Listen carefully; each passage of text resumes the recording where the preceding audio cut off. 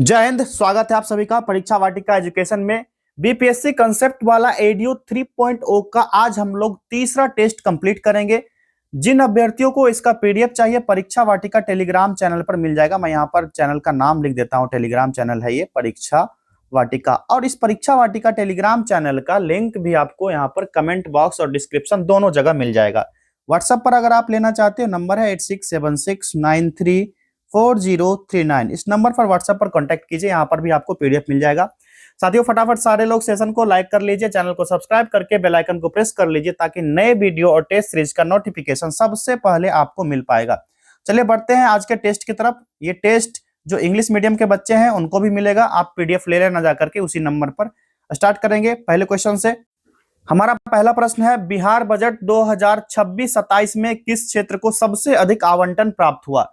ये शिक्षा के सेक्टर को मिला है, एजुकेशन सेक्टर को, और इसकी लगभग राशि अनुमानित जो थी 60,205 करोड़ रुपए। ठीक है। और 2025-26 में ये जो 60,965 करोड़ रुपए रहा था, 60,965 करोड़। ठीक है, ये 2025-26 का मामला है। कुल बजट का अगर पूछा जाए तो कितना परसेंट है? 17.32%। परसेंटेज भी कभी कभी पूछ लिया जाता है। ठीक है। और अगर 2 साल का आंकड़ा मिलाया जाए 2025-26 और 26-27 में, इस दोनों का आंकड़ा अगर मिलाइए आप लोग, इसका ना कितना आएगा? 760 करोड़ रुपया कम है। ठीक है, 760 करोड़ रुपया कम है 2025-26 बजट के मुकाबले। ठीक, आगे देखिए, बिहार विधानसभा में प्रस्तुत बजट 2026-27 का कुल परिव्यय कितना है? कुल परिव्यय इसका है 3.47 लाख करोड़ रुपए। पहला विकल्प यहाँ पर राइट आंसर होगा। इसमें 7 निश्चय परिकल्पना भी दिया गया था ये 2026-27 के बजट का। ठीक है, आगे देखिए, इंडिया पोस्ट ने हाल ही में किस संस्थान में पहले जेनजी थीम आधारित डाकघर का उद्घाटन किया है? राइट आंसर इसका हो जाएगा विकल्प बी, आईआईटी दिल्ली। जो जेनजी थीम आधारित पुनर्निर्मित डाकघर है, इसी का उद्घाटन हुआ है। यह आधुनिकीकरण का हिस्सा है जिसका उद्देश्य है कि डाकघर को अधिक जीवंत और युवा केंद्रित और छात्र के अनुकूल बना लिया जाए। आगे देखिए, वंदे मातरम जो हाल ही में अपने 150 वर्ष पूर्ण होने के कारण समाचारों में रहा, मूल रूप से किसके द्वारा रचित है? ये वंदे मातरम जो रचा गया था ना, बंकिम चंद्र चटर्जी की रचना है। विकल्प बी राइट आंसर हो जाएगा। और पहली बार 1875 ईस्वी में बंग दर्शन एक पत्रिका थी, इसी में छपा था। पत्रिका का नाम था बंग दर्शन, इसी में प्रकाशित हुआ था। और उनका एक उपन्यास भी है बंकिम चंद्र चटर्जी का, उपन्यास का नाम है आनंद मठ। आनंद मठ, ये 1882 में, इसमें भी वंदे मातरम को शामिल किया गया था। फिर जाकर के 24 जनवरी 1950 ईस्वी को संविधान सभा ने वंदे मातरम को राष्ट्रीय गीत और उसी दिन जनगण मन को भी राष्ट्रीय गान के रूप में स्वीकार कर लिया था। आप लोग कमेंट कीजिएगा जनगण मन किसने लिखा था। चलिए आगे देखिए, कौन सा होगा भाई? 5वां क्वेश्चन है, जोहरान ममदानी हाल ही में न्यूयॉर्क सिटी के मेयर चुने गए, उसने निम्नलिखित में से किन कारणों से इतिहास रचा? इनके बारे में पूछा जा रहा है, किस कारण से इन्होंने हिस्ट्री रचा है। यहाँ पर कूट भी दिया गया है, सही उत्तर का चयन करना है कूट की सहायता से। चलिए 1 बाय 1 स्टेटमेंट पढ़िए। पहला यहाँ पर है, वे शहर का नेतृत्व करने वाले पहले मुस्लिम बने, बिल्कुल सही है। दूसरा यहाँ पर देखिए, वे न्यूयॉर्क सिटी के मेयर बनने वाले दक्षिण एशियाई मूल के पहले व्यक्ति, ये भी स्टेटमेंट भैया बिल्कुल सही है। तीसरा और आखिरी स्टेटमेंट है, वे भारतीय फिल्म निर्माता मीरा नायर के पुत्र है, ये भी यहाँ पर स्टेटमेंट बिल्कुल सही दिया गया है। ठीक, तीनों स्टेटमेंट सही है तो तीनों होना चाहिए। तो 1, 2 और 3 भाई विकल्प डी वाला यहाँ पर सही है। आगे देखिए, रोहन बोपन्ना जिन्होंने हाल ही में लगभग 2 दशक लंबे करियर के बाद संन्यास की घोषणा की, किस खेल से संबंधित है? ये टेनिस के खिलाड़ी हैं, विकल्प बी यहाँ पर सही हो जाएगा। पहले विश्व नंबर 1 रह चुके हैं। फिर नवंबर 2025 में 20 वर्षों के पेशेवर करियर के बाद संन्यास ले लिया उन्होंने। उसके बाद इनकी उपलब्धि की बात कही जाए तो मैथ्यू एबडेन के साथ 2024 में ऑस्ट्रेलियन ओपन पुरुष युगल खिताब भी इन्होंने जीता था। आगे देखिए, पुस्तक sing dance and leadership lessons from the life of Srila Prabhupada, जिसे हाल ही में भारत के उपराष्ट्रपति सीपी राधाकृष्णन द्वारा नई दिल्ली में विमोचित किया गया, किसके द्वारा लिखा गया? सबसे पहला बात, यहाँ तो प्रभुपाद का मामला आया है, तो ये इस कौन से संबंधित होगी? आगे ऑप्शन देख लेते हैं हम लोग। इस प्रश्न का जो सही जवाब हो जाएगा विकल्प डी हो जाएगा, हिंदोल सेन गुप्ता। विकल्प डी वाला यहाँ पर सही है। आगे देखिए, फ्रांस ने 15 वर्ष से कम आयु के बच्चों के लिए सोशल मीडिया के उपयोग पर प्रतिबंध लगाने की दिशा में कदम बढ़ाया है। यदि यह लागू होता है तो फ्रांस किस देश के बाद ऐसा प्रतिबंध लगाने वाला दूसरा देश बन जाएगा? एक तरफ देखिए फ्रांस यहाँ सोशल मीडिया पर रोक लगाता है, वहीं इंडिया जैसे जगह में सोशल मीडिया को प्रमोट किया जा रहा है जहां पर बच्चे अपना जीवन यापन या फिर रोजगार के संबंध में इसको यूज कर सकते हैं। तो ये राइट आंसर इसका क्या हो जाएगा? विकल्प सी हो जाएगा। ये ऑस्ट्रेलिया का मामला है, विकल्प सी वाला सही है यहाँ पर। आगे देखिए, भारत हाल ही में अयनी या एनी एयरबेस से हट गया, यह एयरबेस कहाँ स्थित है? इस प्रश्न का सही जवाब क्या हो जाएगा भाई? इसका राइट आंसर हो जाएगा ताजिकिस्तान, विकल्प सी वाला यहाँ पर सही है। इससे जो भारतीय कर्मियों की तैनाती थी, इससे संबंधित समझौता हुआ था 2022 में समाप्त हो जाता है। फिर लॉजिस्टिक हब के रूप में यह कार्य करने लगता है और लड़ाकू अड्डे के रूप में यहाँ पर कोई काम नहीं होता है। 2021 की मामला की बात करी जाए तो तालिबान के सत्ता में आने के बाद अफगानिस्तान से भारतीय नागरिकों को निकासी भी इसी बेस से किया गया था। इसके बंद होने के साथ ही भारत का एकमात्र विदेशी सैन्य ठिकाना यहाँ पर समाप्त हो जाता है जो ताजिकिस्तान से संबंध रखता है। आगे देखिए, प्रस्तावित विकसित भारत रोजगार और आजीविका गारंटी मिशन ग्रामीण विधेयक 2025 के अंतर्गत प्रति ग्रामीण परिवार को एक वित्तीय वर्ष में कितने दिनों के मजदूरी रोजगार की वैधानिक गारंटी दी गई है?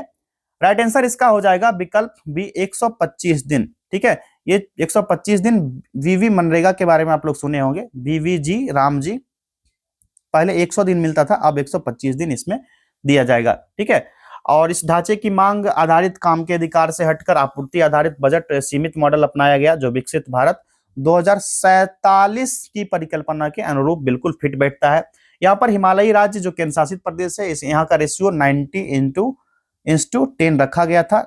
यहाँ पर केंद्र सरकार का 90% और 10% गवर्नमेंट होगा स्टेट का। ठीक है, चलिए आगे देखिए कौन सा होगा। क्वेश्चन नंबर 11 देखिए, लोवी इंस्टीट्यूट द्वारा जारी एशिया पावर इंडेक्स 2025 में भारत को कौन सा स्थान प्राप्त हुआ? सही जवाब विकल्प सी, तीसरा स्थान भारत को मिला है। और एशिया पावर इंडेक्स ऑस्ट्रेलिया द्वारा लोवी इंस्टीट्यूट ये प्रतिवर्ष प्रकाशित करता है और 2025 के रैंकिंग में भारत को संयुक्त राज्य अमेरिका और चीन के बाद तीसरा स्थान मिला था। पहले स्थान पर कौन था? पहले स्थान पर भाई यूएसए था, दूसरे पर चाइना और तीसरे पर अपना प्यारा भारत।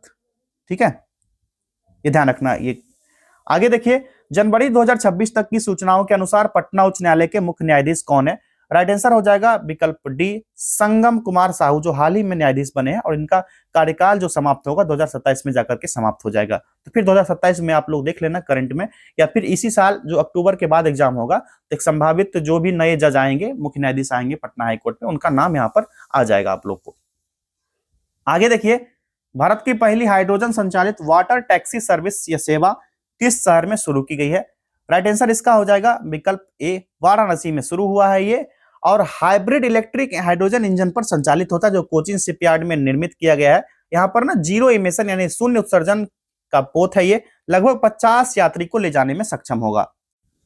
अगला प्रश्न है, 23वें भारत रूस वार्षिक शिखर सम्मेलन के दौरान भारत और रूस ने 2030 तक द्विपक्षीय व्यापार के किस लक्ष्य को प्राप्त करने पर सहमति व्यक्त की?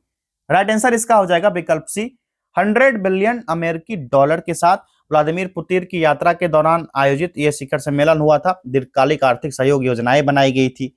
दोनों देश ने 2030 तक 100 अरब अमेरिकी डॉलर का द्विपक्षीय व्यापार का लक्ष्य निर्धारित किया और ये निर्णय ना रक्षा क्षेत्र से आगे बढ़कर लिया गया, जिसमें ऊर्जा सेक्टर को मतलब कि एनर्जी सेक्टर, कनेक्टिविटी और निवेश जैसे क्षेत्र में ना सहयोग करने को विस्तार देने का प्रयास यहाँ पर हुआ था।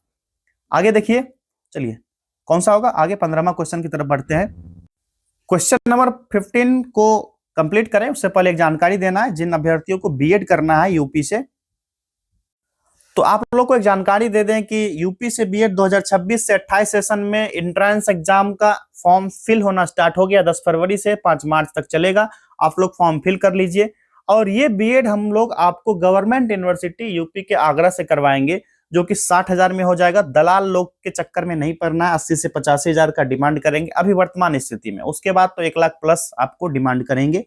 फिर आपका एक्स्ट्रा खर्च भी आएगा, जो एग्जाम फी वगैरह होगा। यहाँ पर आपको जानकारी एक चीज और है कि 60,000 में जो हम लोग बीएड कराएंगे, 60,000 में कंप्लीट बीएड होगा। इसमें ना एक्स्ट्रा एग्जाम फी लगेगा आपको, ना रजिस्ट्रेशन फी, XYZ जो भी फी होगा वो हम लोग वहन करेंगे, आप लोग को एक्स्ट्रा फी नहीं लगेगा। लेकिन यहाँ पर दलाल लोग आपसे कम से कम तो 85,000 रुपए की डिमांड करेंगे। तो भाई लोग एक बात जान लो, जब यूनिवर्सिटी हमसे 60,000 डिमांड करता है, दलाल लोग को 25,000 एक्स्ट्रा क्यों देंगे? अगर 25,000 आपका यहाँ पर बच जाता है तो उसी 25,000 में आप 2 साल जाकर के ना एग्जाम दे लोगे। ठीक है, तो आप लोग इसके लिए अगर अप्लाई करना चाहते हैं तो अप्लाई कीजिए, और सबसे इंपॉर्टेंट इस नंबर पर कांटेक्ट कीजिए। नंबर दिया गया है 8676934039। इस नंबर पर आइए, कांटेक्ट कीजिए, यहाँ पर आपको सारी जानकारी मिल जाएगी यूपी बीएड के बारे में। कॉल भी कर सकते हैं उसी नंबर पर आप हमें। ठीक है, चलिए बढ़ते हैं नेक्स्ट क्वेश्चन की तरफ। अब संविधान दिवस 2025 का विषय क्या है? इसका राइट आंसर हो जाएगा विकल्प डी, हमारा संविधान हमारा स्वाभिमान। ठीक है, ये 2025 का एक थीम रहा था, और इसका उद्देश्य ना न्याय, स्वतंत्रता, समानता, बंधुत्व जैसे संवैधानिक आदर्श के प्रति जागरूकता को बढ़ाने के लिए किया जा रहा है। अगला प्रश्न है, हाल ही में समाचारों में रहे अमेजन क्षेत्र में डंक रहित मधुमक्खियों अमेजोनियन स्टिंगलेस बी को किस देश ने जारी एक अध्यादेश के माध्यम से कानूनी अधिकार प्रदान किए गए? राइट आंसर इसका हो जाएगा विकल्प सी हो जाएगा, पेरू का मामला है ये। और परागणकर्ता जो पॉलिनेटर्स होते हैं इसके रूप में उनकी महत्वपूर्ण भूमिका यहाँ पर बताई गई है, जो अमेजन जैव विविधता के संरक्षण में सहायक होगा। अगला क्वेश्चन है, केंद्रीय बजट 2026-27 के अनुसार सरकार के नीतिगत दिशा का मार्गदर्शन करने वाले 3 कर्तव्य कौन से हैं? यहाँ पर ड्यूटीज पूछा जा रहा है, 3 कर्तव्य इसमें से कौन सा होगा? यहाँ पर स्टेटमेंट भी 1 2 3 4 दिया गया है, और कहा जा रहा है कूट की सहायता से यहाँ पर सही उत्तर चूज करना है। तो भाई 1 बाय 1 देख लेते हैं पहले, उसके बाद कूट की तरफ देख लेंगे। चलिए पहला स्टेटमेंट पढ़िए, यहाँ पर क्या है? सस्टेन इकोनॉमिक ग्रोथ, आर्थिक विकास को बनाए रखना और गति देना। ये स्टेटमेंट सही है? तो भाई बिल्कुल सही स्टेटमेंट यहाँ पर दिया गया है। दूसरा है fulfil aspirations and build capacity, जन आकांक्षाओं की पूर्ति करना तथा क्षमता निर्माण। ये वाला स्टेटमेंट भी यहाँ पर बिल्कुल सही हो जाता है। तीसरा देखिए, सबका साथ सबका विकास, हमारे प्रधानमंत्री जी सब शुरू से ही कहते आ रहे हैं, ये वाला स्टेटमेंट भी यहाँ पर करेक्ट हो जाएगा। चौथा है क्या है? मिनिमम गवर्नमेंट मैक्सिमम गवर्नेंस, न्यूनतम सरकार अधिकतम शासन। ये वाला यहाँ पर सही है गलत है? ये स्टेटमेंट यहाँ पर गलत दिया गया है, तो ये वाला यहाँ पर नहीं होगा। तो सबका साथ सबका विकास के संदर्भ में बात कही जाए ना, ये सुनिश्चित करता है कि प्रत्येक परिवार या समुदाय क्षेत्र जो रीजन्स हैं और क्षेत्र जो भी सेक्टर्स है, उनके संसाधन, सुविधा और उनके अवसर तक ना समान रूप से वो चीजें पहुंच पाए। यही होता है सबका साथ सबका विकास। ये चीजें आपको ध्यान रखना है। यहाँ पर 1 2 3 सही हो गया, चौथा यहाँ पर गलत था। तो भाई देख लेते हैं कूट 1 2 3 कहां पर दिया गया है? 1 2 और 3 यहाँ पर विकल्प बी में ही दिख गया। राइट आंसर हो जाएगा विकल्प बी, केवल 1 2 और 3। अगला देखिए, केंद्रीय बजट 2026-27 के अनुसार भारत 2030-31 तक अपने ऋण जीडीपी अनुपात को लगभग किस स्तर तक लाने की दिशा में अग्रसर है? सही जवाब विकल्प डी 50% हो जाएगा, यहाँ पर लगभग 50%। और 2026-27 में सरकार की मध्यम अवधि की राजकोषीय समेकन रणनीति को दोहराया गया है। ये चीजें भी आपको ध्यान रखना है, करंट अफेयर्स का ही मामला है ये। अगला है आर्थिक सर्वेक्षण 2025-26 के अनुसार अप्रैल से दिसंबर 2025 के दौरान भारत में औसतन हेडलाइन कंज्यूमर प्राइस इंडेक्स, उपभोक्ता मूल्य सूचकांक यानी कि सीपीआई, मुद्रास्फीति कितनी रही है? यह हो जाएगा 1.7%। अगला है आर्थिक सर्वेक्षण 2025-26 के अनुसार भारत वैश्विक स्तर पर सेवाओं का कौन सा क्रमवार सबसे बड़ा निर्यातक बनकर उभरा है? ये राइट आंसर यहाँ पर निकल कर आएगा विकल्प डी वाला, यहाँ पर 7वां हो जाएगा, 7वां हो जाएगा। जो फाइनेंशियल ईयर 23 है ना और फाइनेंशियल ईयर 25 के दौरान कुल एफडीआई प्रवाह का लगभग 80% हिस्सा जो है ना सर्विस सेक्टर बन गया है। क्या बन गया? एसएस, सर्विस सेक्टर बन गया इस दोनों के बीच में। ये फैक्ट भी आपको ध्यान रखना भाई। चलिए आगे देखेंगे नेक्स्ट क्वेश्चन। दंत चिकित्सक या डेंटिस्ट दांतों के बड़ी प्रतिबिंब देखने के लिए किस दर्पण का इस्तेमाल करते हैं, यूज करते हैं? राइट आंसर इसका हो जाएगा विकल्प सी, अवतल दर्पण। आसान सा जवाब है ये।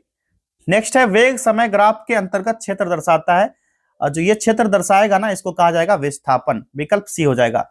और वेग समय ग्राफ में ना y अक्ष पर और समय जो होगा x अक्ष पर लिया जाता है। ग्राफ का नीचे का क्षेत्रफल बराबर क्या हो जाएगा? क्षेत्रफल बराबर ऐसा फॉर्मूला जो हो जाता है वेग गुना समय, वेलोसिटी इनटू टाइम। अगला देखिए, जब कोई पिंड एक समान गोलाकार गति में होता है तो अभिकेंद्रीय बल कार्य करता है। अभिकेंद्रीय बल किस तरह से कार्य करेगा मेरे भाई? तो राइट आंसर इसका क्या निकल कर आएगा? विकल्प सी, केंद्र की ओर, टू द सेंटर, सेंटर की ओर होगा।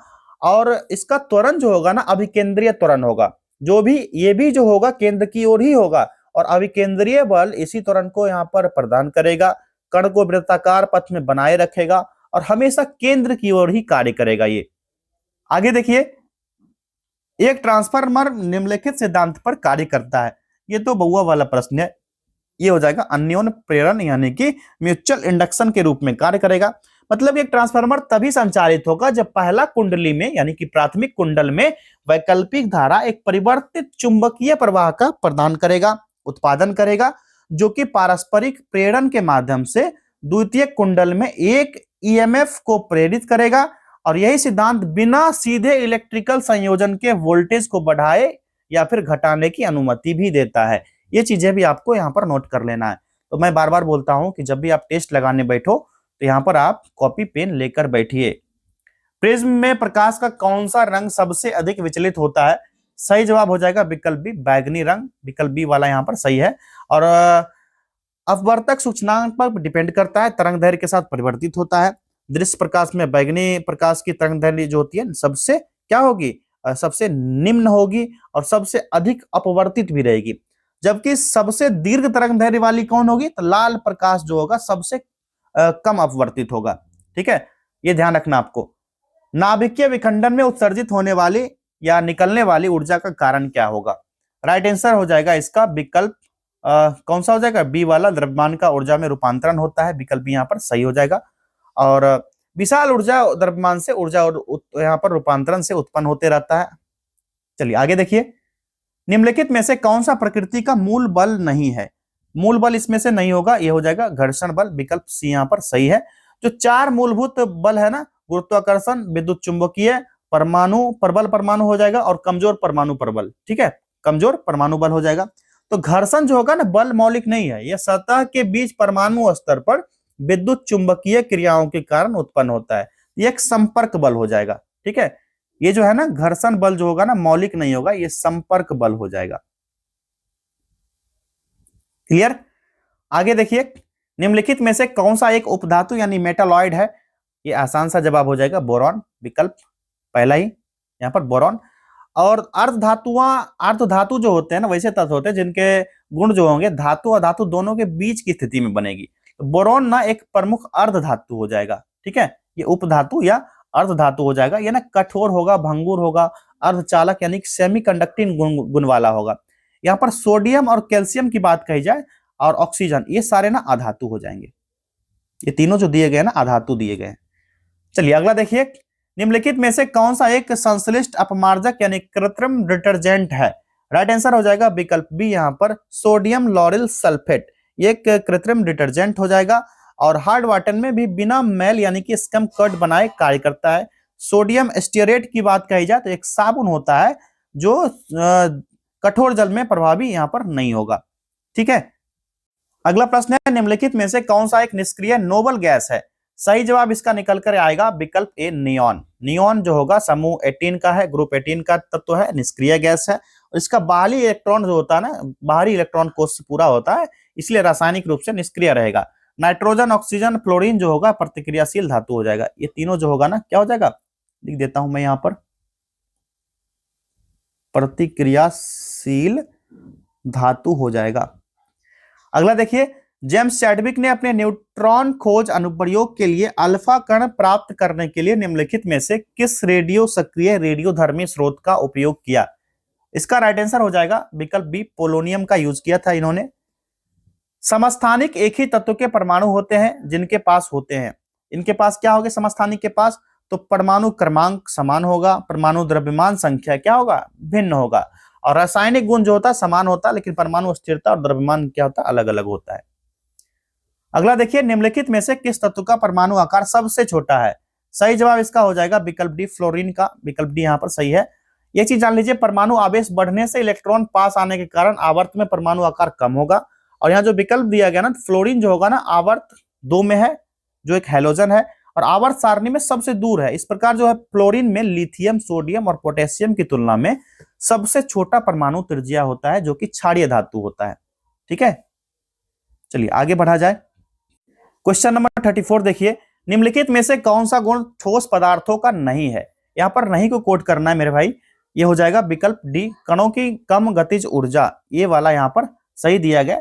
ठोस में निश्चित आकार और आयतन होगा, मजबूत आंतराणविक बल होगा, और कणों की कम गतिज ऊर्जा होती है यहाँ पर, और आसानी से संपीड़ित नहीं किया जा सकता इसको, क्योंकि उसके कण जो होते हैं कसकर बंधे होते हैं और उच्च संपीड़नशीलता गैसों का गुण यहाँ पर ठोस का नहीं होना चाहिए और नहीं होगा। ठीक, आगे देखिए, एक बड़ी व मांसल परत को वक्ष या छाती गुहा का तल बनाती है। इसका राइट आंसर हो जाएगा विकल्प ए, डायफ्राम बनाएगी। डायफ्राम जो कि एक बड़ी गुंबद आकार की सीट होती है, और वक्ष छाती गुहा जो थोरैक्स के आधारित होती है। ये जो वक्ष गुहा होता है ना, जिसमें हृदय और फेफड़े दोनों होंगे, तो उदर गुहा से इसको अलग कर देगा। और सांस लेने में डायफ्राम का यहाँ पर बहुत आवश्यक भूमिका होता है, सभी को पता है। जब ये सिकुड़ेगा तो चपटा होगा, और छाती गुहा का आयतन क्या करेगा, यहाँ डेंसिटी यहाँ पर इसको बढ़ा देगा, और हवा क्या करेगी, जैसे डेंसिटी बढ़ेगा तो हवा हमारे नाक के माध्यम से हमारे फेफड़े में प्रवेश कर जाएगी। आगे देखिए, अवायवीय श्वसन का तात्पर्य निम्नलिखित में से क्या है। राइट आंसर इसका हो जाएगा विकल्प ए, ऑक्सीजन के बिना श्वसन। जो O2 के उपयोग के बिना ग्लूकोज या दूसरे न्यूट्रिएंट्स होते हैं, यहाँ से जो एनर्जी निकलेगी, तो ये वायवीय श्वसन की तुलना में कम कुशल होगा, जिससे बहुत कम एनर्जी बनेगा, यानी कि बहुत कम एटीपी बनेगा। एटीपी क्या होगा, लेस देन होगा, बहुत कम होगा। और सांस लेने की प्रक्रिया में ना उस स्थान पर होगा जहां पर ऑक्सीजन की कमी होगा। और जैसे कुछ बैक्टीरिया के लिए जो मिट्टी की गहराई में या फिर बहुत ज्यादा व्यायाम एक्सरसाइज करते हो आप लोग, तो कुछ समय के लिए मानवीय मांसपेशी कोशिका में भी इसका एंट्री हो जाता है। आगे देखिए, कॉर्निया मानव शरीर में किस अंग का भाग है। राइट आंसर इसका हो जाएगा विकल्प डी, आंख का भाग है। ये तो आप सभी को पता है, कॉर्निया आंख का सबसे आगे का बाहरी भाग या पारदर्शी परत होता है जो कि दिखता है सामने से। और आइरिस प्यूपिल और एंटीरियर जो होता है ना, कक्षा को ढकता है, इसी का पार्ट है आंख का ही, जो कि सुरक्षात्मक अवरोध बनाता है। कॉर्निया का जो काम होता है, आंख से आने वाले प्रकाश को यहाँ पर परिवर्तित करेगा, यानी अपवर्तित करेगा या फिर मोड़ देगा। जो इफेक्टेड लाइट्स होंगी उसको मोड़ देगा, जो आंख को फुल फोकस शक्ति का एक बड़ा हिस्सा बनाया जाता है। और ये एक बहुत बड़ा हिस्सा है किसका, आंख की कुल फोकस शक्ति का। आगे देखिए, शैवाल पारिस्थितिकी तंत्र को निम्नलिखित में से किस स्तर से संबंधित है। राइट आंसर इसका हो जाएगा विकल्प सी वाला हो जाएगा, उत्पादक। जो एल्गीज होते हैं ना, पौधे जैसे कि सरल जीव होंगे, तो प्रकाश संश्लेषण का यूज करके सूर्य के प्रकाश, जल और कार्बन डाइऑक्साइड से अपना भोजन बनाते हैं। ये तो पढ़ते आ रहे हो शुरू से ही। एक पारिस्थितिक तंत्र में जो जीव अपना भोजन खुद से बनाएंगे ना, उसको उत्पाद कहा जाता है, उत्पादक कहा जाएगा। ठीक, जैसे कि पेड़ पौधे खुद बनाते हैं अपना भोजन। और जलीय खाद में, जलीय जाल में प्राथमिक उत्पाद के तौर पर जो शैवाल खाद्य श्रृंखला का आधार बनाते हैं, जिससे कि समुद्री और मीठे जल में जीव के लिए आवश्यक, जहां पर बहुत इंपॉर्टेंट हो जाता है। अगला प्रश्न है, पादप जगत में फर्न्स और फर्न अलाइजी असहयोगी किस समूह से संबंधित है। तो सही जवाब इसका है विकल्प डी, टेरिडोफाइटा। आसान सा जवाब हो जाएगा। निम्नलिखित में से शैवाल की पहचान करें जो समुद्री शैवाल नहीं है। समुद्री शैवाल इसमें से कौन सा नहीं होगा, तो ये हो जाएगा क्लोरेला। कौन सा होगा, क्लोरेला, विकल्प डी। टाइफाइड और टीबी किस प्रकार की बीमारियां हैं। तो करेक्ट आंसर विकल्प ए हो जाएगा, बैक्टीरियल, जीवाणु जनित हो जाएगा। जो टाइफाइड साल्मोनेला टाइफी के कारण होता है, और टीबी जो होता है ना, माइक्रोबैक्टीरियम के कारण होता है। तो दोनों चीज आपको ध्यान रखना है। आगे देखिए, 1893 में स्वामी विवेकानंद को किस अंतरराष्ट्रीय आयोजन में पहचान मिली। ये सही जवाब हो जाएगा, विश्व धर्म संसद था ये। पहला विकल्प यहाँ पर सही है। स्वामी विवेकानंद 1893 में जाते हैं, कहां जाते हैं, तो ये जाते हैं भाई साहब शिकागो। शिकागो, ठीक है, शिकागो में धर्म संसद होता है, वहां पर प्रभावशाली भाषण देते हैं, अंतरराष्ट्रीय स्तर पर यहाँ पर फेमस होते हैं। जहां उन्होंने हिंदू धर्म का प्रतिनिधित्व भी किया था। उनके शुरुआती भाषण जो थे वहां पर जो अमेरिका के बहनों और भाइयों से शुरू हुआ था, बहुत फेमस है। आजकल हमारे प्रधानमंत्री जी भी इसको यूज करते हैं, बहनों, मेरे प्यारे बहनों और भाइयों। इसी को सुनकर वहां के दर्शक ना बहुत ही खुश हुए, मंत्रमुग्ध हो गए थे, मानो कि एक मंत्र मार दिया है किसी व्यक्ति ने। और हिंदू धर्म भारतीय दर्शन की ओर दुनिया का ध्यान खींच लिया था। इसी विश्व धर्म संसद 1893 शिकागो में इन्होंने, स्वामी विवेकानंद जी ने। आगे देखिए, वंदे मातरम गीत पहली बार किस पत्रिका में प्रकाशित हुआ था। ये सभी आपको पता ही होगा। इसका अगर विकल्प देख लिया जाए तो भी, ना देखे तो भी, अभी ऊपर बताए थे आप लोग को, बंग दर्शन में प्रकाशित हुआ था। आनंद मठ में भी इसका यूज हुआ था। और बाद में जाकर के जनवरी माह में 1950 में जाकर के ये भारत का राष्ट्र गीत भी बन गया था। फिर जनगण मन वाला मामला भी उसी बीच में आया था। मैंने आपको बोला भी, उसका कमेंट करना, जनगण मन की रचना किसने की थी। तो देखिए, बंग दर्शन दिया गया है, विकल्प डी सही हो गया। आगे देखिए, 1909 में लंदन में कर्जन वायली की हत्या किसने की। सही जवाब हो जाएगा इसका विकल्प डी वाला हो जाएगा, मदन लाल ढींगरा ने किया था। मदन लाल ढींगरा, विकल्प बी है भाई, विकल्प बी होगा ना, डी नहीं है, विकल्प बी है, मदन लाल ढींगरा। 1 जुलाई 1909 को लंदन में ब्रिटिश इंडियन आर्मी के अधिकारी थे जो कि भारत के सेक्रेटरी ऑफ स्टेट के पॉलिटिकल एंड कैंप डे पर सर विलियम हटकर्जन वाइली की यहाँ पर हत्या हुई थी। डेट था 1 जुलाई का, ठीक है, 1909 तो दिया गया, लेकिन ये डेट इंपॉर्टेंट हो जाता है, कभी कभी डेट और मंथ दोनों पूछ लिया जाता है। निम्नलिखित के चुनाव में स्वराज पार्टी केंद्रीय विधानसभा में सबसे बड़ी पार्टी बनकर उभरी। स्वराज पार्टी का हो, अभी जनसुराज पार्टी हार में हारी है। तो यहाँ पर ये जो हो जाएगा 1923 का मामला है, विकल्प सी हो जाएगा। सीआर दास यानी चित्तरंजन दास और मोतीलाल नेहरू द्वारा गठित था, 1923 में बना था। केंद्रीय विधानसभा और प्रांतीय विधानसभा के चुनाव में भाग लिया, काफी सफलता मिला था। स्वराज पार्टी केंद्रीय विधानसभा में सबसे बड़ी पार्टी बनकर उभरा था, जिससे उन्हें अंदर से ब्रिटिश विधायी प्रयास की रुकावट डालने का अवसर भी मिला था और उन्होंने यहाँ पर रुकावट भी डाला था। साइमन कमीशन की सिफारिशों के कारण 1930 में कौन सी घटना घटित हुई? राइट आंसर इसका हो जाएगा पहला, प्रथम गोलमेज सम्मेलन। और ये कब हुआ था? साइमन कमीशन 1923 में अपना रिपोर्ट देता है, उसके बाद ब्रिटिश सरकार संवैधानिक सुधार पर चर्चा करता है, फिर लंदन में कई कॉन्फ्रेंस होते हैं। 1930 में पहला गोलमेज सम्मेलन होता है साइमन कमीशन की सिफारिश पर।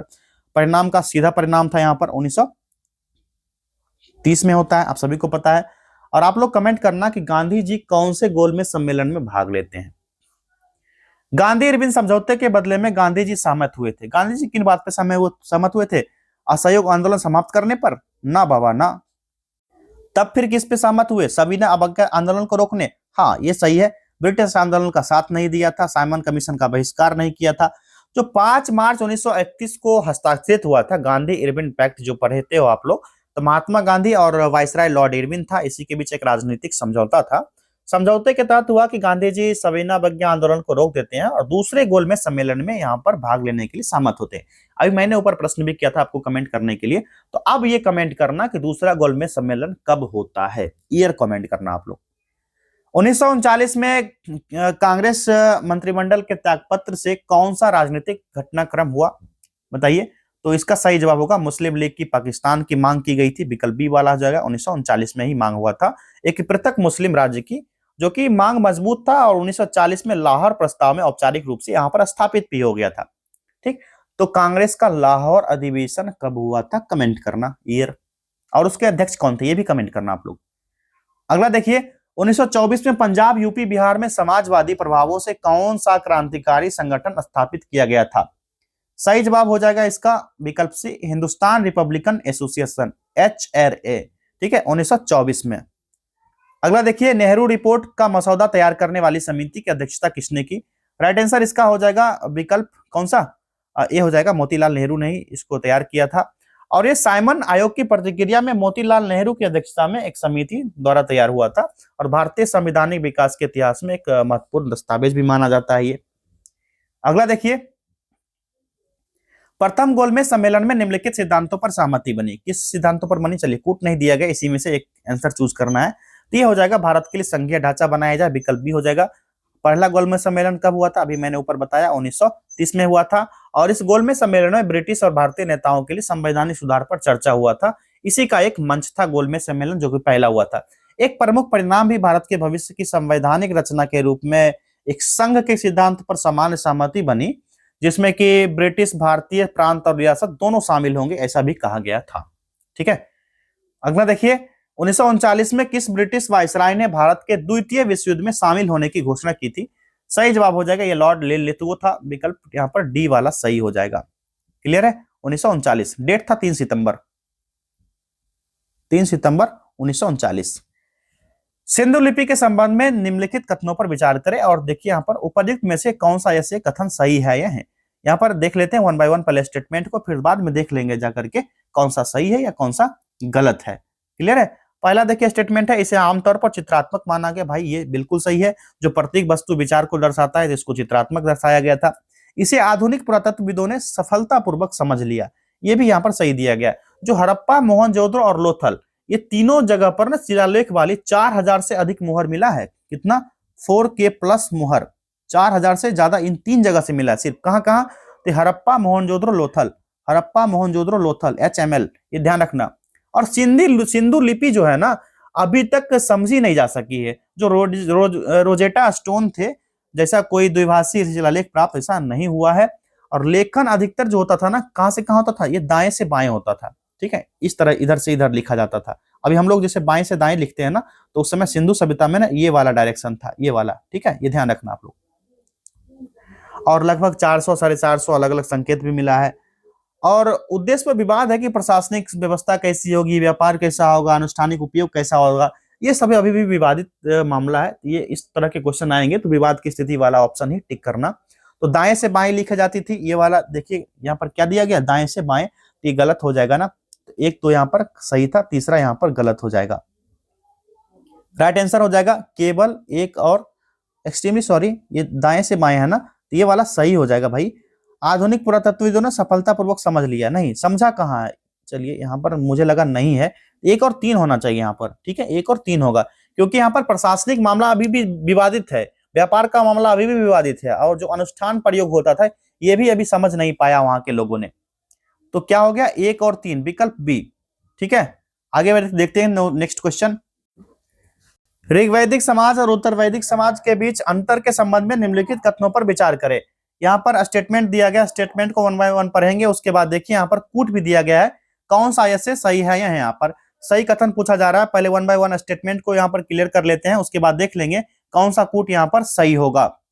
पहला स्टेटमेंट देखिए यहाँ पर क्या है, ऋग्वैदिक समाज ज्यादा समानता वाला था, जबकि उत्तर वैदिक समाज पदानुक्रमित हो गया, ये वाला सही है। ऋग्वैदिक समाज जो माना जाता है ना 1500 से 1000 ईसा पूर्व का है, कब से कब तक का, 1500 से 1000 ईसा पूर्व का है ये ऋग्वैदिक समाज।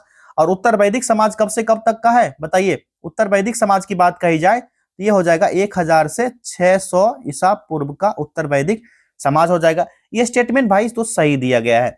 और यहाँ पर देखिए अगला है दूसरा कथन, देखिए उत्तर वैदिक काल में महिलाओं की स्थिति में गिरावट आई और उन्होंने सभाओं में भाग लेने का अधिकार खो दिया।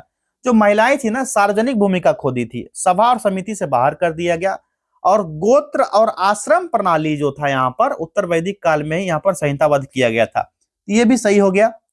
तीसरा देखते हैं, उत्तर वैदिक काल में राजशाही वंशानुगत हो गया और अक्सर धार्मिक तर्कों द्वारा समर्थित थी, ये सही है। राजत्व तो वंशानुगत हो गया था, जिसमें अक्सर राजसूय यज्ञ जैसा होता था, सुमेध यज्ञ जैसे ब्राह्मणवादी अनुष्ठान यहाँ पर किया जाता था, और इसको उचित भी ठहराया गया था। फिर बढ़ते सामाजिक स्तरीकरण ने इसको गतिशीलता को कम कर दिया, जैसे जैसे सामाजिकरण बढ़ा, यहाँ पर कास्टिज्म को कम हुआ धीरे धीरे, तो ये चीजें कम होने लगी। ये वाला भी यहाँ पर सही हो जाता है, तीनों के तीनों स्टेटमेंट करेक्ट हैं। तो क्या हो जाएगा, 1, 2 और 3, विकल्प डी यहाँ पर सही है। अगला देखिए, निम्नलिखित में कौन सा शासक अशोक के उत्तराधिकारियों के पतन के बाद मगध में मौर्य शक्ति को पुनर्जीवित करने के लिए जाना जाता है?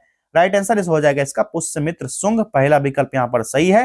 185 ईसा पूर्व के आसपास यहाँ पर पुष्यमित्र शुंग जो होता है, मौर्य साम्राज्य का जो बृहदत्त मौर्य राजा था, इसको यहाँ पर हरा देता है, इसका जो साम्राज्य था उखाड़ फेंकता है।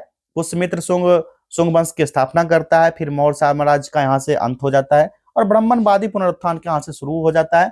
फिर शुंग काल में ही वैदिक अनुष्ठान होते हैं, नए सिरे से यहाँ पर किया जाता है, लेकिन बौद्ध धर्म का विकास यहाँ से जारी ही रहता है, कंटिन्यू, जो कि अभी भी आप लोग परिणाम देख सकते हो, चाइना में बौद्ध धर्म के समर्थक ज्यादा है बजाय भारत के।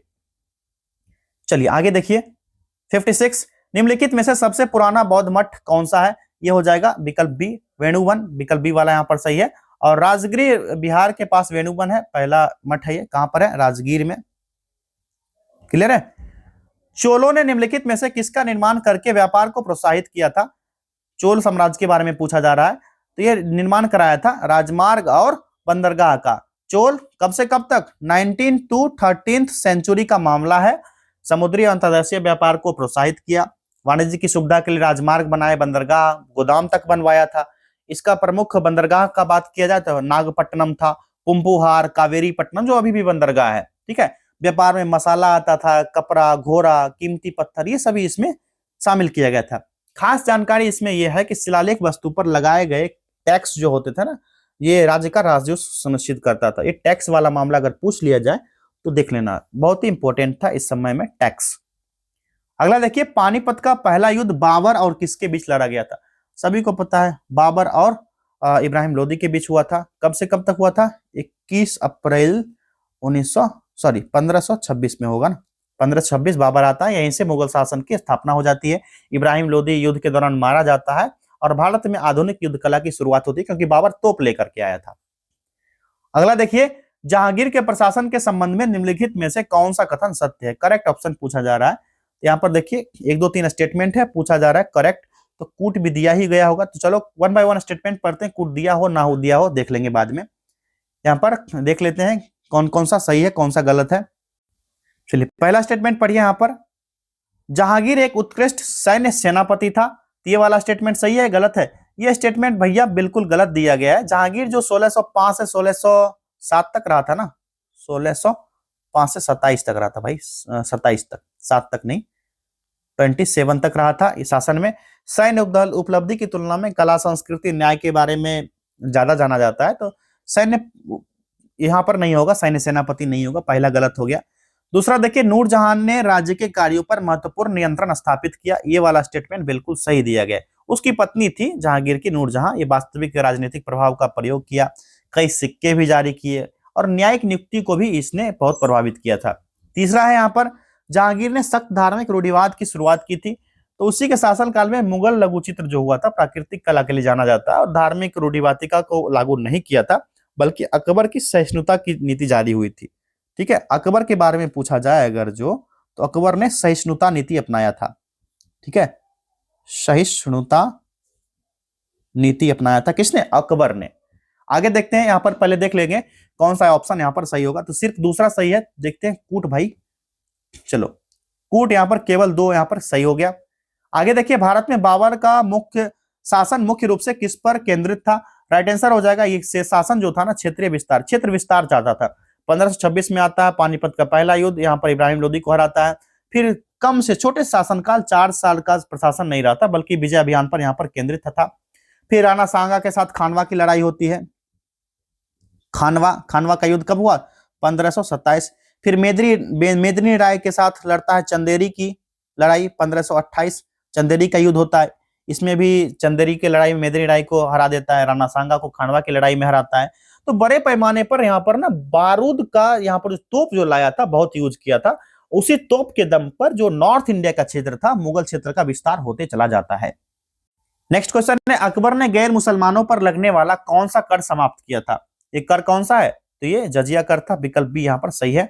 1556 से 1605 अकबर का शासनकाल, एक लंबा शासनकाल भी रहा था।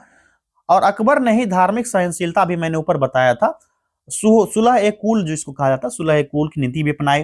फिर 1564 ईस्वी में गैर मुसलमान पर लगने वाला ये जजिया कर अकबर यहाँ पर इंड कर देता है, यानी समाप्त।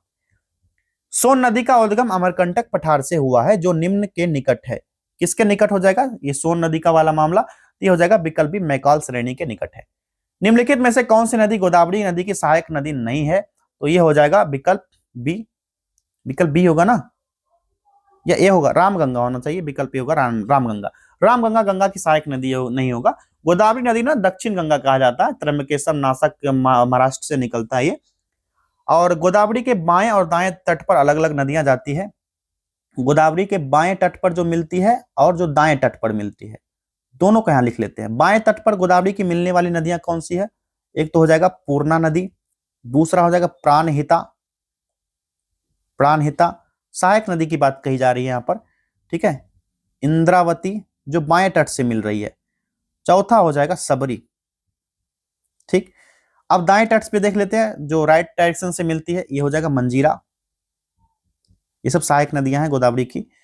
पेनगंगा पूछा जाता है, दाएं तट से मिलने वाली, बाएं तट से मिलने वाली। और वर्धा, ये स्क्रीनशॉट ले लेना आप लोग फटाक से, ये हो जाएगा। ठीक, तो पेनगंगा और वानगंगा कौन सी हो जाएगी? तो ये दाएं तट से मिलेगी, तो वानगंगा इसमें तो होगा नहीं, पेनगंगा होगा यहाँ पर। तो एक से अधिक यहाँ पर होना चाहिए इसका जवाब ऐसे। लेकिन क्या पूछा जा रहा है, कौन सी नदी गोदावरी नदी की सहायक नदी नहीं है? तो नहीं तो भाई रामगंगा तो इसमें चर्चा ही नहीं है कहीं भी। चलिए आगे देखते हैं, भारत का कौन सा क्षेत्र मानसून और नदी प्रणाली के कारण बाढ़ की आपदाओं से सबसे ज्यादा प्रभावित होता है? यह हो जाएगा विकल्प सी, इंडो गंगा के मैदान, विशेषकर बिहार और असम का क्षेत्र इसमें शामिल होगा। ठीक है, और लगभग जो होगा भारत का 12% जो होगा बाढ़ के खतरे वाला एनडीएमए डाटा के अनुसार यही क्षेत्र होगा। अगला देखिए, भारत में मानसून की खराबी का एक बड़ा आर्थिक परिणाम क्या है? मानसून की खराबी का एक परिणाम हो जाएगा कृषि उत्पादन और ग्रामीण आय में गिरावट। जैसे मानसून खराब होगा, बारिश होगा, कृषि उत्पादन यहाँ पर प्रभावित होगा। बारिश के मौसम में फिर जानते हो आप लोग, कहीं जॉब भी, जो जॉब सेक्टर में रहते होंगे, तो जो वैसा स्थिति आता है ना, बारिश वाला स्थिति, तो मंदी का समय चलता है, कंपनियां भी बंद हो जाती है, लगभग लगभग मजदूर यहाँ पर बेरोजगार हो जाते हैं। आगे देखिए, प्लूटो जैसे बौने ग्रह क्या होंगे? इसका सही जवाब क्या निकल के आएगा? तो ये हो जाएगा, ग्रहों से छोटे होते हैं और अपने कक्षीय पथ को स्पष्ट नहीं करते हैं। निम्नलिखित में से कौन सी लघु विवर्तनिक टेक्टोनिक प्लेट प्रशांत महासागर में अवस्थित नहीं है? तो इसका राइट आंसर हो जाएगा स्कोटिया प्लेट, पहला विकल्प यहाँ पर सही है। यहाँ पर जुआन डे फूका प्लेट, कोकोस प्लेट और नाजका प्लेट जो होगा ना, ये प्लेट प्रशांत क्षेत्र में अवस्थित है। कहां पर है? प्रशांत क्षेत्र में ही है ये सारे। आगे देखिए, निम्नलिखित में से कौन सा कारक महासागर की लवणता को प्रभावित करता है? 4 ऑप्शन दिए गए हैं, कूट का उपयोग करके सही उत्तर का यहाँ पर चयन करना है। तो कौन कौन सा होगा, 1 बाय 1 यहाँ पर देख लेते हैं। पहला होगा नदी के जल का प्रभाव, बिल्कुल महासागर लवणता को प्रभावित करेगा। दूसरा क्या होगा? हिमनदों का जमना, हिमनद यहाँ पर जमेंगे। तो सबसे पहले जानिए, नदी डेल्टा का जो प्रवाह होता है ना, निकटता लवणता को कम करेगा। जैसे कि बंगाल की खाड़ी में हिमनद जमेगा तो पिघलेगा और मौसमी अनुरूप क्या होगा, लवणता को बढ़ाएगा, कम नहीं करेगा। ठीक है, हिमनद का जमना और पिघलना ये भी हो जाएगा। नेक्स्ट है पवन की गति, ये भी यहाँ पर डिपेंड करेगा। जो पवन की गति होगी ना, तो वाष्पीकरण और मिश्रण दोनों को बढ़ाएगा, इससे क्या होगा, लवणता में वृद्धि होगी। चौथा स्टेटमेंट है समुद्री जल का परिसंचरण, भाई ये भी सही होगा। महासारण जो महासागर होगा, यहाँ पर परिसंचरण जो होगा, लवणता और ताजे जल को पुनर्वितरित करेगा। इसलिए चारों कारक जो दिए गए ना, संयुक्त रूप से वैश्विक महासागर लवणता को प्रभावित करेगा। तो देख लेते हैं कूट में कौन सा होगा। 4 है, 4 तो नहीं दिया गया है, उपर्युक्त सभी दिया गया। चलो विकल्प डी यहाँ पर सही होगा, चारों मतलब उपर्युक्त सभी सारे सही हैं। क्षोभ मंडल ट्रोपोस्फियर की मोटाई सबसे अधिक कहां होती है? इसकी ऊंचाई सबसे ज्यादा भूमध्य रेखा पर होगी, विकल्प सी यहाँ पर सही है। चलिए आगे देखिए, भारतीय संविधान के किस अनुच्छेद के तहत उद्योगों के प्रबंधन में श्रमिकों की भागीदारी का प्रावधान किया गया है? राइट आंसर हो जाएगा आर्टिकल 43A का मामला है, विकल्प बी यहाँ पर सही होगा। जो उद्योग प्रबंधन में श्रमिकों की भागीदारी यहाँ पर सबसे ज्यादा होगी। जो 42nd कॉन्स्टिट्यूशनल अमेंडमेंट 1976 हुआ था ना, 42वां संविधान संशोधन कब हुआ था? 1976 में हुआ था। इसी में जोड़ा गया था कि राज्य को किसी भी उद्योग में लगे उपक्रम जो होंगे, प्रतिष्ठान होंगे या फिर अन्य संगठन के प्रबंधन में श्रमिकों की भागीदारी सुनिश्चित करने के लिए यहाँ पर कदम उठाया जाएगा। और डीपीएसपी में संशोधन हुआ था, 42वां संविधान संशोधन 1976, भाग 4 जोड़ा गया था, जिसमें आर्टिकल कौन कौन सा था? आर्टिकल 39A था, 43A था और 48A था। यहाँ पर इन चारों 3 आर्टिकल में यहाँ पर दिया गया 43A, तो यही अब सही होगा। 39A रहता तो भी, 48A रहता तो भी यहाँ पर सही हो जाता, लेकिन यहाँ पर 43A दिया गया, तो ये यहाँ पर सही हो गया। आगे देखिए, निम्नलिखित में से कौन सा भारत के संविधान के तहत मौलिक कर्तव्य नहीं है? यहाँ पर बताइए कौन सा नहीं होगा मौलिक कर्तव्य। ये हो जाएगा कौन सा? सार्वजनिक चुनाव में मतदान करना, यही ना, आम चुनाव में मतदान करना, ये वाला ही सही होगा, पहला विकल्प यहाँ पर। जो आर्टिकल 51A है, इसके तहत मौलिक कर्तव्य 11 है। जो 86वां संविधान संशोधन में एक जोड़ा गया था, पहले 10 ही मौलिक कर्तव्य थे। चलिए आगे देखिए, भारत के संविधान का निम्नलिखित में से कौन सा अनुच्छेद पर्यावरण के संरक्षण और सुधार से संबंधित है? बहुआ वाला प्रश्न है, बहुआ वाला जवाब दे दीजिए आप लोग, कौन सा होना चाहिए? आर्टिकल 48A और आर्टिकल 51A दोनों होगा यहाँ पर। ठीक है, विकल्प सी डीपीएसपी का ये है, सॉरी फंडामेंटल ड्यूटीज का है, जिसमें वन, झील, नदी, वन्य जीवन, कई पर्यावरण की रक्षा और सुधार करने के लिए नागरिक कर्तव्य बताए गए। फिर डीपीएसपी जो 48A है, इसमें भी बताया गया, 48A में भी पर्यावरण की रक्षा और सुधार करना, वन्य जीव की सुरक्षा करना, ये सभी स्टेट का कर्तव्य बताया गया, राज्य का कर्तव्य है। आगे देखिए, निम्नलिखित में से भारतीय संविधान के किस अनुच्छेद के तहत संघ की कार्यकारी शक्तियां राष्ट्रपति में निहित होती है? ये कौन सा हो जाएगा? आर्टिकल 53। भाई ये आंख बंद करके आर्टिकल 53 हो गया। यहाँ ऑप्शन टिक कर लीजिए, विकल्प सी अनुच्छेद 53 हो जाएगा। और इसी तरह से अनुच्छेद 51, 52, 53, 54 सब देख लेना आप लोग। आर्टिकल 52 में क्या कहा गया है? भारत का एक राष्ट्रपति होगा। 54 में क्या कहा गया है? संसद और राज्य विधानसभा के निर्वाचित सदस्य के निर्वाचक मंडल द्वारा राष्ट्रपति का निर्वाचन होगा। आप लोग कमेंट करना आर्टिकल 51 में क्या कहा गया है। अगला देखिए, संसद सदस्य या राज्य विधानसभा के सदस्य को भारत का राष्ट्रपति चुना जा सकता है, लेकिन कैसी स्थिति में? यहाँ पर लेकिन जैसी स्थिति बनेगी, तो ये हो जाएगा यहाँ पर विकल्प सी, पदभार ग्रहण करने पर उन्हें अपनी सीट खाली कर दी गई मानी जाएगी। आगे देखिए, 10वीं अनुसूची के तहत लोकसभा के सदस्य की अयोग्यता के संबंध मुद्दे पर निर्णय कौन करता है? ये डिसीजन जो होता है ना, ये होता है लोकसभा अध्यक्ष। विकल्प यहाँ पर डी होगा। दल बदल विरोधी कानून पढ़ते होगा आप लोग, जिस पर सदन के किसी सदस्य को अयोग्य ठहराए जाने के मामले में अंतिम अधिकार जो होगा सदन का पीठासीन अधिकारी होता है, और सदन का पीठासीन अधिकारी जो होता है लोकसभा का अध्यक्ष होता है। अगला देखिए, भारतीय संविधान के निम्न में से कौन सा अनुच्छेद भारत की 2 सदन वाली संसद का प्रावधान करता है? इसका सही जवाब हो जाएगा विकल्प सी, आर्टिकल 79 होगा, जो house of the people Lok Sabha के नाम से जाना जाता है और काउंसिल ऑफ स्टेट्स राज्यसभा के नाम से जाना जाता है। ठीक है, ये दोनों सदन होंगे और राष्ट्रपति होंगे। ये संसद का पार्ट होगा 3 भाग में। अगला है, निम्नलिखित में से कौन सी अदालत किसी भी अदालत के मामले में अपने पास हस्तांतरित कर सकती है या हो सकती है? इसका सही जवाब क्या हो जाएगा? राइट आंसर हो जाएगा पहला विकल्प, भारत का सर्वोच्च न्यायालय। आगे देखिए, प्रधानमंत्री विश्वकर्मा योजना के कार्यान्वयन और समन्वय के लिए कौन सा केंद्रीय मंत्रालय नोडल मंत्रालय है? राइट आंसर हो जाएगा ये मंत्रालय जो है सूक्ष्म लघु और मध्यम उद्यम मंत्रालय हो जाएगा। तो यहाँ पर विकल्प डी सही है। बिम्स्टेक में भारत की सक्रिय भूमिका है। बिम्स्टेक का अर्थ क्या होता है?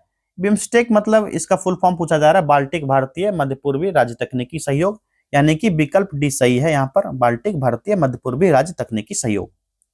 चलिए आगे देखा जाए, निम्नलिखित में से कौन सी ब्याज दर वह दर है जिस पर वाणिज्यिक बैंक सरकारी प्रतिभूतियों को संपार्श्विक रूप से प्रदान करके रात भर के आपातकालीन आधार पर आरबीआई से धन उधार लेते हैं?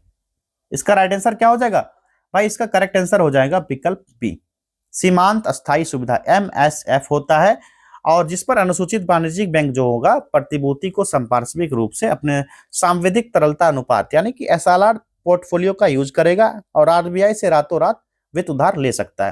हालांकि रेपो रेट भी एक रातों रात सांविधिक तरलता अनुपात यानी SLR पोर्टफोलियो वाला मामला ही है, एक समर्थित दर हो जाता है, लेकिन सरकारी प्रतिभूति को संपार्श्विक रूप में प्रदान करेगा। ये विशेषता दोनों में सेम होगा, लेकिन MSF को विशेष रूप से क्या होगा, रातों रात आपातकालीन उधार के लिए एक विंडो के रूप में डिजाइन किया गया है, जिसकी दर जो होगा प्राय रेपो रेट के थोड़ी ज्यादा होती है अगर MSF के बारे में पूछा जाए। आगे देखिए, छठी पंचवर्षीय योजना 1980-85 का मुख्य फोकस क्या था? सही जवाब हो जाएगा इसका विकल्प बी, गरीबी को हटाना। 1980 से 85 का मामला, छठा पंचवर्षीय योजना। जितने 12 पंचवर्षीय योजना है सबके उद्देश्य कौन सा मॉडल है, महालोबिस मॉडल जैसे पढ़ना है आपको, ये सब देख लेना, एक क्वेश्चन रहेगा आपके एग्जाम में। और एक जनगणना 2011 से एक क्वेश्चन रहेगा। स्वच्छ सर्वेक्षण के तहत स्वच्छ शहरी जोड़ी पहल का मुख्य उद्देश्य क्या होगा? राइट आंसर इसका हो जाएगा विकल्प डी वाला हो जाएगा, विकल्प सी, यहाँ पर विकल्प डी देख लीजिए। स्वच्छता के तहत उच्च प्रदर्शन करने वाले एक मेंटर शहर और कम प्रदर्शन करने वाले मेंटी शहर के बीच संरचित मेंटरशिप और पीयर लर्निंग को इंस्टीट्यूशनल बनाना, विकल्प डी यहाँ पर सही है।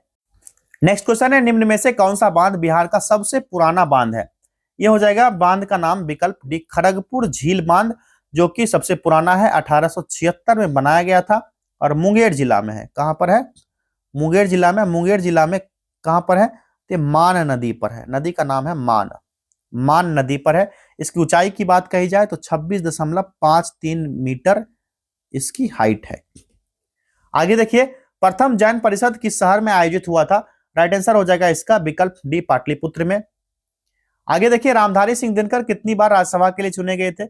यह भी बहुआ वाला प्रश्न है, 3 बार राज्यसभा के लिए चुने गए थे, विकल्प यहाँ पर राइट आंसर हो जाएगा। एक हिंदी कवि थे, निबंधकार थे, देशभक्त थे और शिक्षाविद थे। ये कौन? रामधारी सिंह दिनकर। बेगूसराय के सिमरिया ग्राम से हैं और बेगूसराय वाले सभी को पता होगा। बिहार के गया जिले में किसान आंदोलन की शुरुआत किसने की और लोगों को इसके लिए प्रोत्साहित किया? राइट आंसर हो जाएगा विकल्प डी, बेनी प्रसाद। और पंडित यदुनंदन प्रसाद जो यहाँ पर है, इसका राइट आंसर तो इसे बेनी प्रसाद होना चाहिए, ठीक है, सॉरी यदुनंदन प्रसाद होना चाहिए, विकल्प डी होगा यदुनंदन प्रसाद। इनका जन्म जो हुआ था ना 1896 में हुआ था और बिहार का अरवल जो जिला है, अरवल में हुआ था इनका जन्म।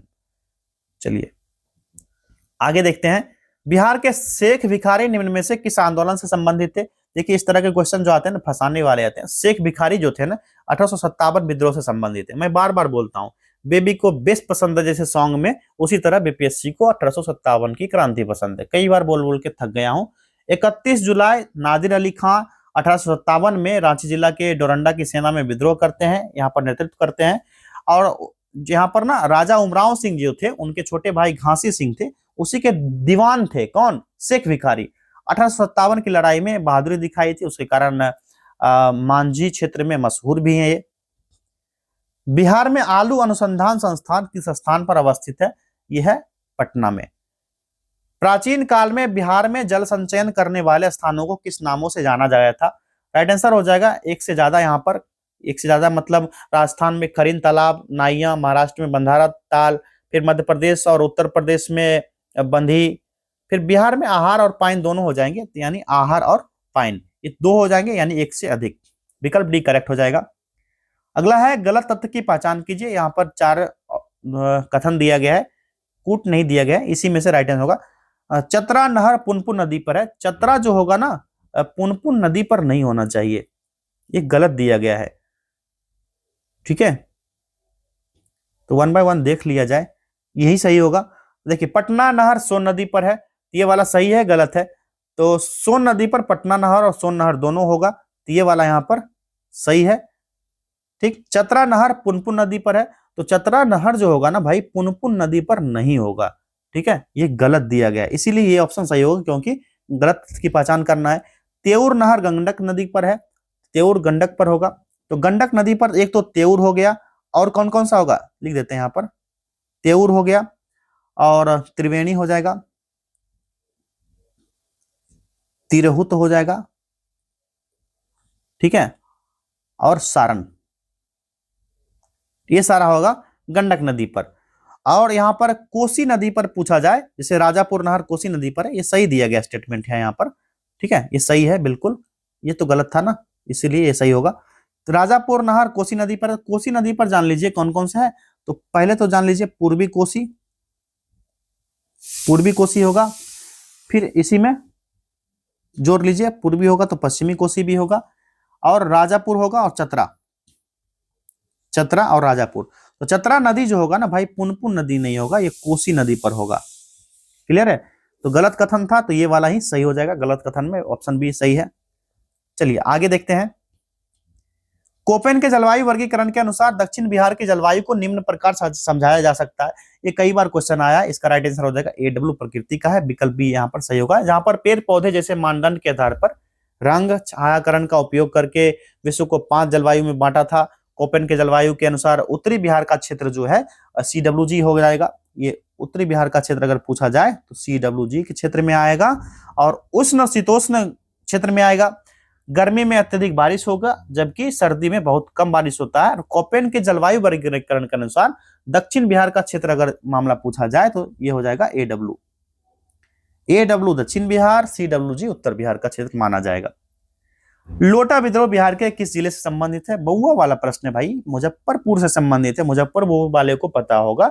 आरा मुजफ्फरपुर की जेल से कैदी गुस्सा हो गए थे। फिर तिरहुत डिवीजन आरा जो शाहाबाद जिला है, इसकी जेल में पीतल के बर्तन के स्थान पर मिट्टी के बर्तन रखने के निर्णय के कारण हुआ था, जिसमें हिंदू की धार्मिक भावनाओं को ठेस पहुंची थी, क्योंकि पीतल धातु जो पुराने समय से यूज हो रहा था उसमें कुछ धार्मिक पवित्रता थी, लेकिन यहाँ पर मिट्टी के बर्तन रखने से यहाँ पर लोग भड़क गए थे। अगला देखिए, जनगणना 2011 के अनुसार बिहार में अनुसूचित जाति यानी SC की कुल संख्या प्रतिशत कितना है? राइट आंसर हो जाएगा, ये टोटल परसेंटेज है 15.9% SCs का। ठीक, क्लियर है। और बिहार का गया जिला संख्या सबसे ज्यादा है SCs का, जो अनुसूचित जाति का है। कहां पर? गया में। तुतला भवानी जलप्रपात बिहार के किस जिले में है? तो तुतला भवानी जलप्रपात जो हो जाएगा बिहार के रोहतास में है। ठीक है, रोहतास में है, और राज्य सरकार द्वारा इसे पर्यटन स्थल के रूप में भी विकसित करने का प्रयास किया जा रहा है। गया में अवस्थित विष्णुपद मंदिर का निर्माण किसने करवाया था? राइट आंसर हो जाएगा विकल्प सी, अहिल्याबाई होलकर ने करवाया था। 1787 में करवाया गया।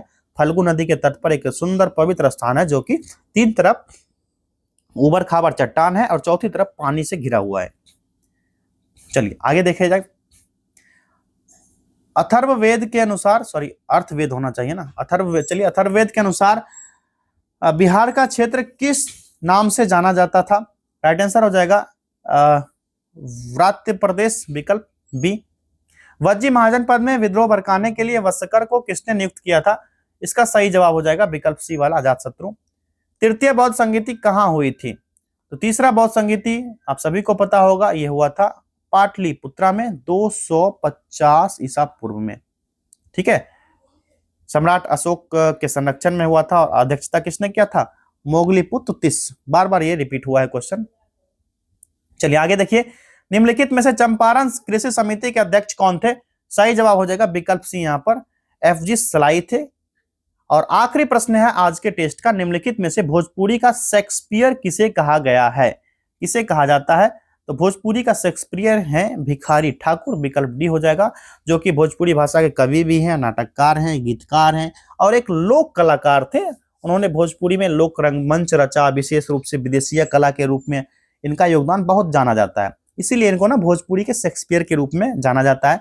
आप लोग कमेंट करना आप कितने प्रश्न सही हुए, और आज के टेस्ट के अकॉर्डिंग आपका अगर जो मान लो 75 प्लस है तो सेफ जोन में हो, ये 70 से 75 मान लीजिए ये सेफ जोन है, क्योंकि आज का टेस्ट मॉडरेट था, ना ज्यादा हार्ड था ना ज्यादा लो कैटेगरी का था।